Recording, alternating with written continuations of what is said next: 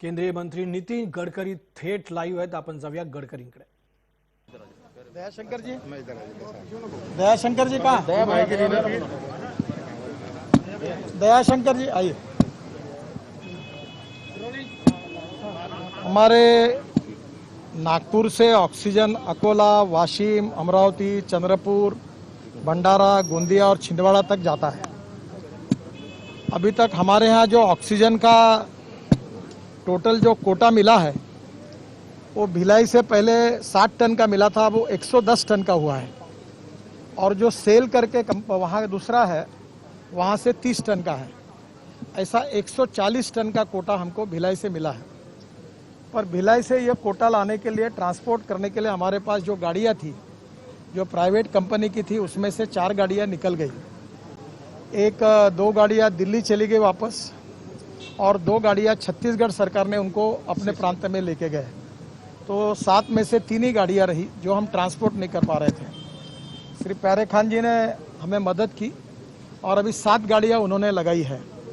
तो ये करीब 140 टन अगर ऑक्सीजन भिलाई से पूरा हम ला सकेंगे तो हमें कोई प्रॉब्लम नहीं है।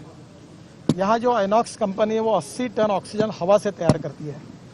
हमारी रोज की रिक्वायरमेंट पूरे नागपुर और विदर्भ की ध्यान में लेते हुए 200 टन ऑक्सीजन की हमें ज़रूरत है। हम भिलाई से ऑक्सीजन जो लाते थे उसके ट्रांसपोर्ट करने में देरी हो रही थी। उसमें ध्यान में ये आया कि कल रात को मैंने जिलाधिकारी के साथ और इसमें काम करने वाले सभी लोगों की इस मीटिंग की, और अब ये ट्रांसपोर्ट का पूरा जो मॉनिटरिंग है वो प्यारे खान जी के कंपनी को दिया है। यहाँ आने के बाद गाड़ी को 3-3, 4-4 घंटे समय नहीं लगना चाहिए। तुरंत उसने ऑक्सीजन निकाल कर वापस भिलाई जाना चाहिए, क्योंकि संख्या कम है। हमने 2 टैंकर बेल्लारी से लाए हैं, सज्जन जिंदल जो JSW थे उनसे रिक्वेस्ट करके, और बाकी विशाखापट्टनम से लाए हैं। और भी हम कोशिश कर रहे हैं, और टैंकर मिलेंगे, पर हमारे पास प्रॉब्लम ये है कि उसकी मूवमेंट जल्दी होनी चाहिए। तो इसके बारे में यहाँ 20,000 सिलेंडर अभी हमारे पास नागपुर में है। उसमें 10,000 सिलेंडर खाली रहते हैं और 10 सिलेंडर हम प्राइवेट हॉस्पिटल को देते हैं। ये जो प्लांट है इसमें भी विश्वेश्वरैया कॉलेज ऑफ इंजीनियरिंग के प्रिंसिपल को कल रात को मैंने फ़ोन करके, इस प्लांट में कभी पावर का प्रॉब्लम आता है, कभी मैकेनिकल का प्रॉब्लम आता है, तो इस प्लांट के बारे में भी कहाँ उनको क्या सपोर्ट देना चाहिए, इसके अध्ययन करने के लिए आज उनकी टीम को भेजना, सब जगह भेजने की बात की है। प्यारे खान जी अब इसका ऑपरेशन जो है वो पूरा कलेक्टर ऑफिस में करेंगे, और मेरे विश्वास है कि अगर हमको मिला हुआ ऑक्सीजन अगर ला पाएंगे तो ऑक्सीजन की कमी नहीं रहेगी। इसके अलावा ऑक्सीजन कॉन्सेंट्रेटर जो है वो, NCB, वेंटिलेटर्स हमने बड़े प्रमाण पर विदर्भ के सभी तालुका तक, एटापल्ली, सिरोंचा, अहेरी तक पहुंचा रहे हैं। वो भी डिलीवरी आने में अड़चन होती है। आज ही अमेरिका से डॉक्टर शाह करके है, उन्होंने 1100 ऑक्सीजन कॉन्सेंट्रेट देने की बात की है। वो एयर इंडिया के विमान से फ्री ऑफ चार्ज नागपुर तक आए, ऐसी कोशिश हम कर रहे हैं।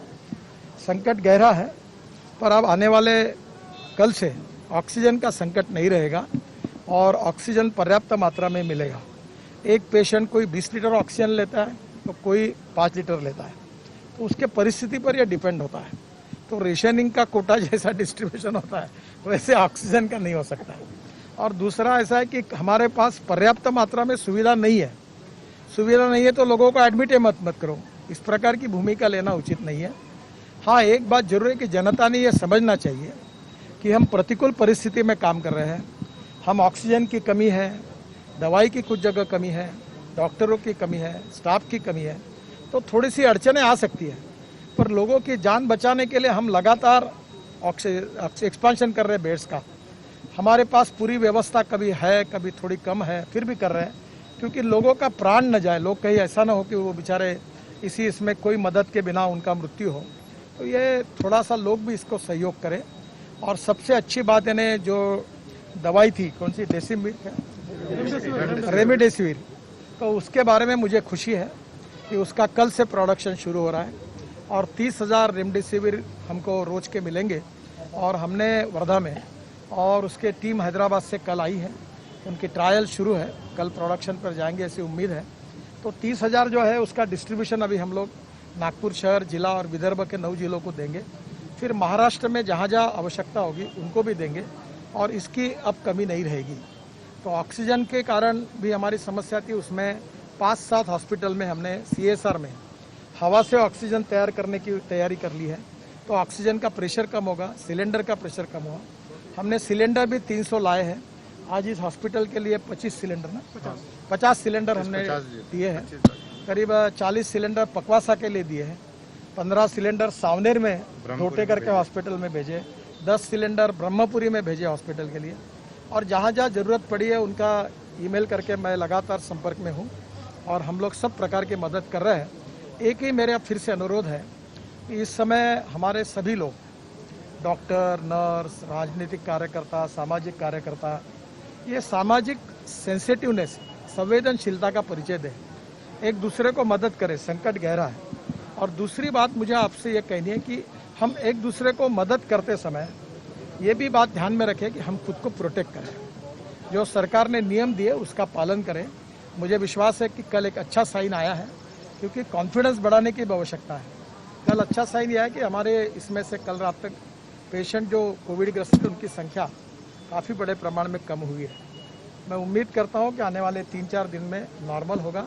लोगों ने हिम्मत रखनी चाहिए, हौसले बुलंद रखने चाहिए और इस संकट पर हम मात करके निश्चय आगे निकल जाएंगे। इसी विश्वास के साथ आप आपकी चिंता करिए, यही सबसे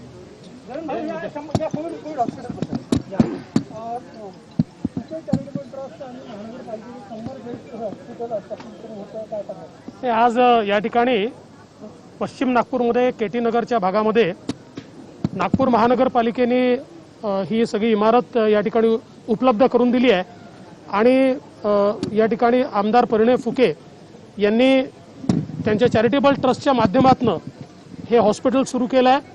हे हॉस्पिटल सुरू करण्याकरता या ठिकाणी ऑक्सिजनेटेड बेड्सची आवश्यकता होती। माननीय गडकरी साहेबांनी 50 सिलेंडर्स हे या ठिकाणी उपलब्ध करून दिले।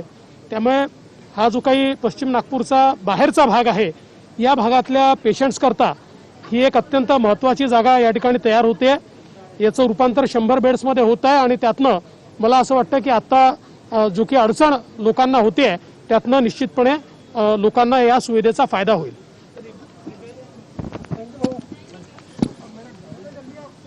केंद्रीय मंत्री नितीन गडकरी यांनी लोकांना विश्वास दिलाय की येत्या 2-4 दिवसांमध्ये प्रश्न सुटेल। ऑक्सिजनचा पुरवठा